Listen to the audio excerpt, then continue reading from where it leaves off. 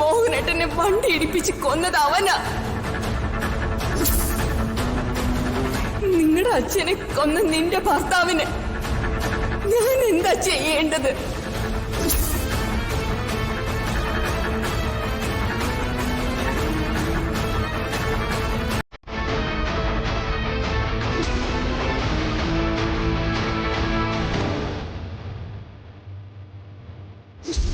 സിദ്ധാർത്ഥനാണ് മോഹനേട്ടന്റെ കൊലപാതകി. അത് ഞാൻ എന്റെ കണ്ണുകൊണ്ട് കണ്ടതാണ്.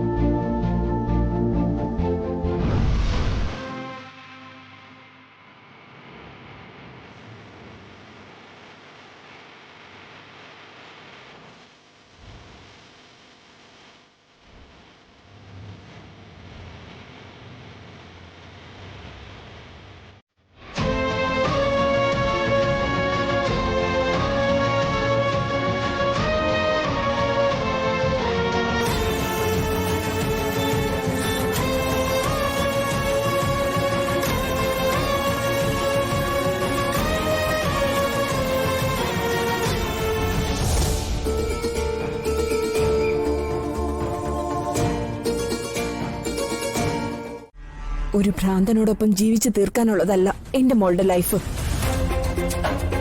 എന്റെ കുട്ടി അവനോടൊപ്പം ഒരുപാട് കഷ്ടപ്പെട്ട് അവിടെ കഴിയുന്നത്. എന്റെ മോളെ എനിക്ക് രക്ഷിച്ചേ മതിയാകൂ.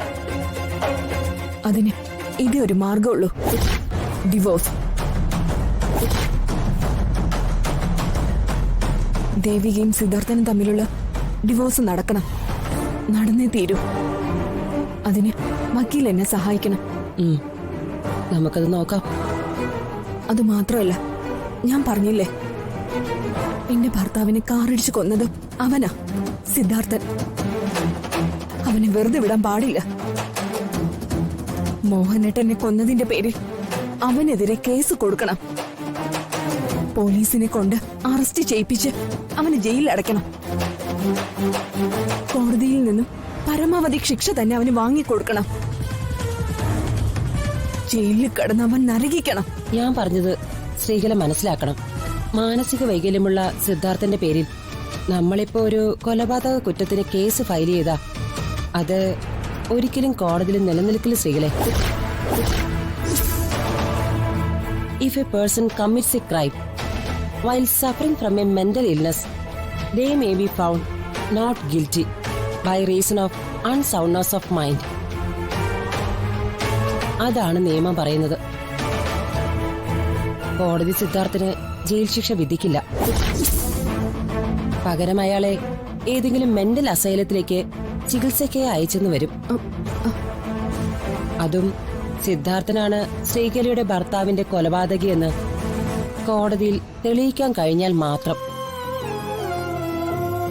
അത് തെളിയിക്കാനും ധാരാളം പ്രയാസപ്പെടേണ്ടി വരും. അപ്പോ അവന് ശിക്ഷ വാങ്ങിക്കൊടുക്കാൻ പറ്റില്ലെന്നാണോ വക്കീൽ പറയുന്നത്? അതവിടെ നിക്കട്ടെ സ്ത്രീകളെ. ആദ്യം നമുക്ക് മകളുടെ ഡിവോഴ്സ് നടപടികൾ നോക്കാം. സിദ്ധാർത്ഥന്റെ പേരിൽ ഉടനെ ഒരു വക്കീൽ നോട്ടീസ് അയക്കാം. എന്താ ശ്രീകലയുടെ അഭിപ്രായം? ആദ്യം ഡിവോഴ്സ് തന്നെയാണ് വേണ്ടത്. അത് പെട്ടെന്ന് നടക്കണം. ശരി, വേണ്ടത് ചെയ്യാം.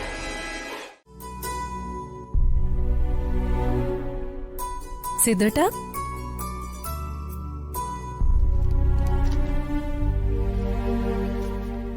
ദേ ഈ സ്വീറ്റ്സ് എടുത്തേ. എന്ത് പറ്റി?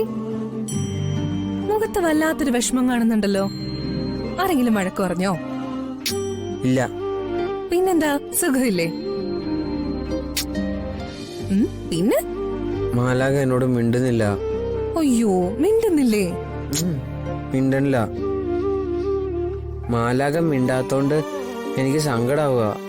വേണ്ട, സിദ്ധുവട്ടം വിഷമിക്കണ്ട കേട്ടോ. മാലാഖ മിണ്ടും. മാലാഖയോട് മിണ്ടാൻ ഞാൻ പറയാം.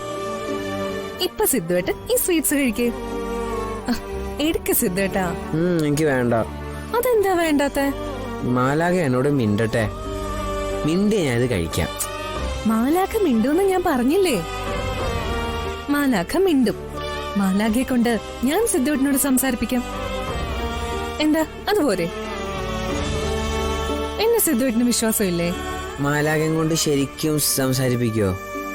സംസാരിപ്പിക്കാം. ഉറപ്പാണോ? ഉറപ്പ്. പ്രോമിസ്? പ്രോമിസ്. ഇനി ഇത് കഴിക്കാലോ. ദാ, എടുക്ക.